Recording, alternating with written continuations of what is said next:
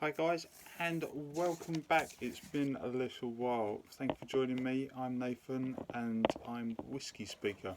Now today I'm going to be doing a review on a distillery that I've visited more times than I can keep track of, and is a wonderful example of innovation and breaking new grounds, and then becoming a first and actually making a liege of followers ensue from this one setup. A family who had a dream in Norfolk. You'll probably guess it. It's the St George distillery, set up by the Nelstrop family back in 2005.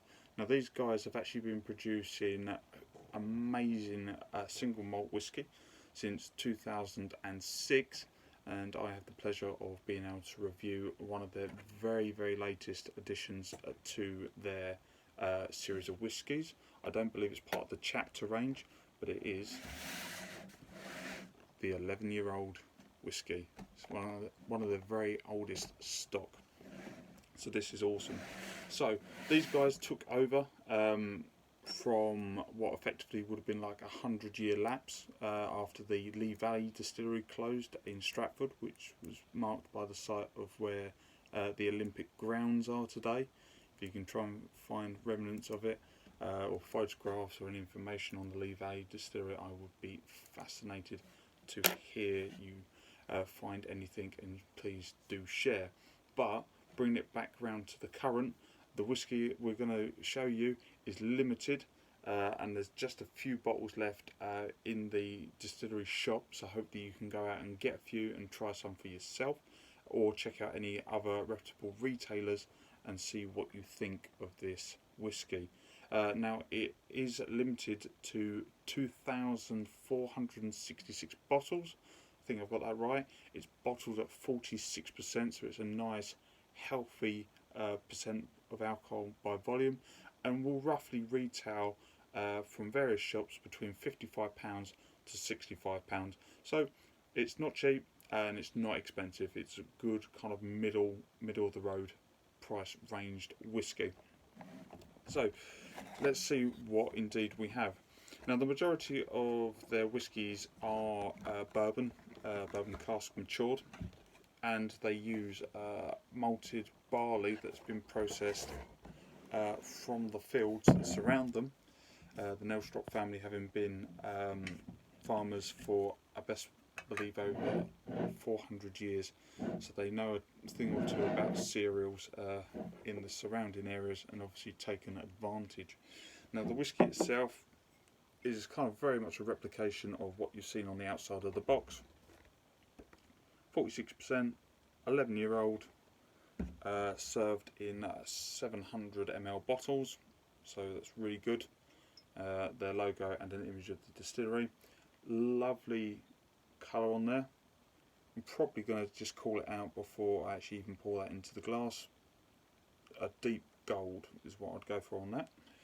So let's crack on in and see what we have waiting for us. As ever, a nice healthy generous pour will never go amiss. You can smell that straight off the bottle. That's really got some flavour. It's packing punch already, and I haven't even stuck my nose anywhere near it, so that's always a good indication. Anything that's lively is always good. This is their oldest whisky, like I say, but they do have a couple of other 11-year-olds which have also come onto the market, like a Sauvignon cask as limited runs also. But this is hopefully going to become one of their kind of core range, but at the moment it's an exciting new release, so I thought we'd try it and see the results.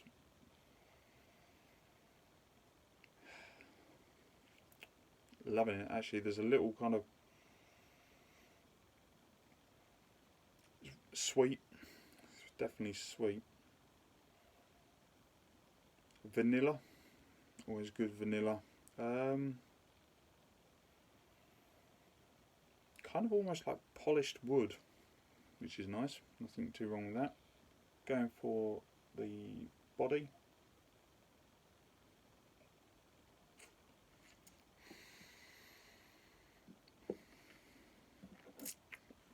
And I love to try and, as much as I can, kind of bring air into it, either through the nose, just to oxidise it. It's just my little nerdy way of doing the testing, which hopefully kind of enhances the flavour.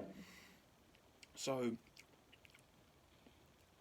cocoa chocolate, yeah, it tastes cocoa chocolate, coffee, chalky, and spicy. And just to make sure I get the finish right, we'll try another one.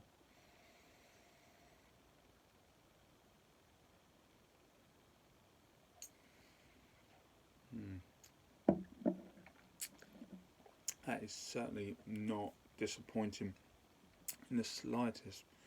Finish, long and dry, slightly peppery actually, which is nice.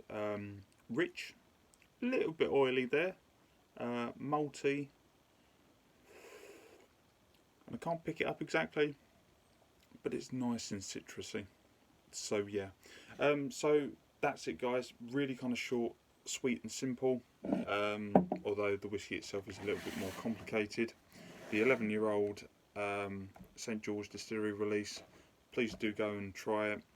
It's get it at your hat, get it on and grab it whilst you can, because if they don't produce it anymore, and it does just become a limited one-off, it's definitely one for your drinks cabinet. I do hope that you guys are keeping safe as ever, and I do really do appreciate you guys actually coming to take the time to join me. As ever, if you have any questions or anything you'd like to know that you think I might have the answer to, or anything that I've said that you would like to challenge, then please do. The more voices put together, the more we can all learn and share experiences, which is great and wonderful. Hopefully within a week's time I can get back on track and then give you another review on a distillery, or indeed another whiskey. So thank you very much guys for joining me. Enjoy the rest of your day, and as ever, keep safe. Bye for now.